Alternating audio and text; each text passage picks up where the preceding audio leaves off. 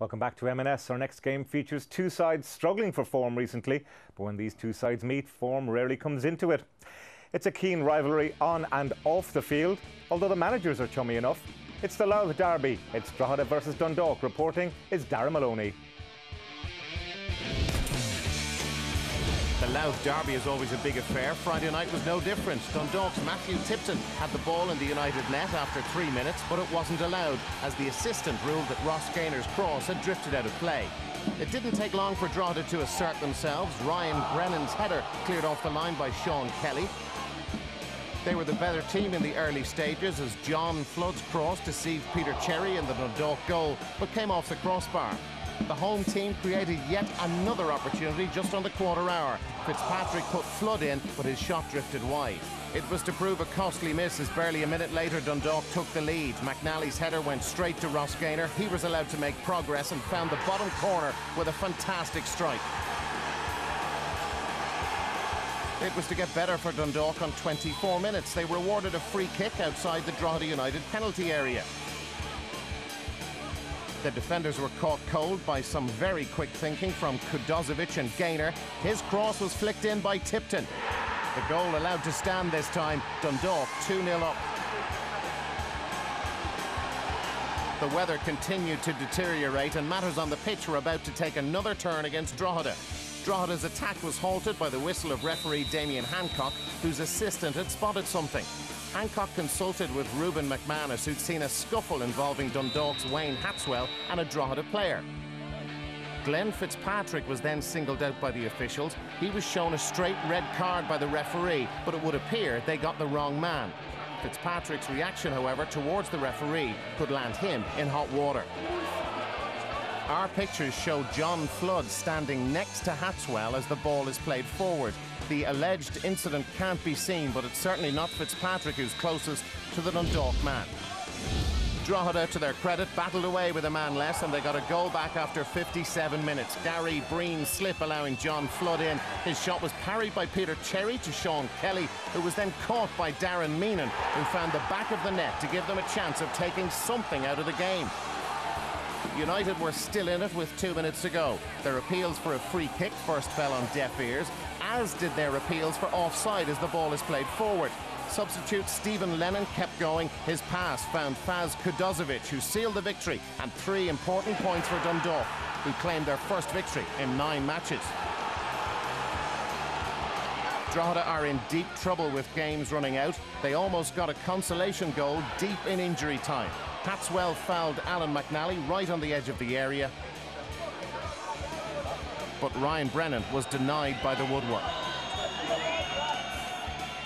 United have now lost 7 of their last 8 matches and are under serious pressure to stay in the top flight. Drogheda United 1, Dundalk 3. Based on our first half performance, all we asked from the lads again was just a little bit more effort. You're a man down, and they gave us it. They gave us absolutely everything. They emptied the tanks, and you know, we couldn't have asked for more. Yeah, I'm delighted. You know, that's all you can do when you're having a tough time is keep your head down, don't say too much, and work your socks off. And the players and my staff have done that, and we've seen the benefits of doing that this week. Damien, have we seen a miscarriage of justice in that game? We've seen 3 mistakes, Tony, in my opinion. The assistant has made a mistake.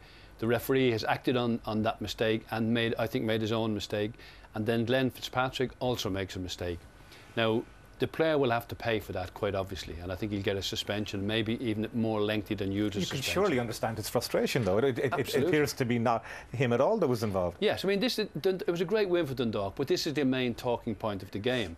And it's for the wrong reasons. I think we can see where the referee, he's right there with Fitzpatrick at the ball. He almost passes the ball to the referee, Glenn Fitzpatrick. The linesman brings his attention to it. The referee takes the linesman's word, although he was close to it, and then acts upon the linesman's instructions. Now here's where Glenn is right out of order. He allows his frustration to get the better of him. And was he throwing it at the ground and unintentionally hit the referee? He's not a great basketball player, I hear, so it might be a genuine mistake. I think it's an absolutely astonishing sequence of events. I mean, for the referee, as we see there, to be 4 yards facing Glenn, completely unobstructed view, and then for within a half a minute to be later chatting to his linesman and to allow himself to be convinced that the player who was 4 yards in front of him did something 20 yards away. It's baffling. Now what Glenn did, I agree with Damien, he really kind of made a huge mistake and will get probably a lengthy ban. Now Drogheda were told tonight that Glenn had to serve his suspension tonight. The Dundalk player involved actually rang the Drogheda coaching staff today and said, listen, I'll vouch that it wasn't Glenn.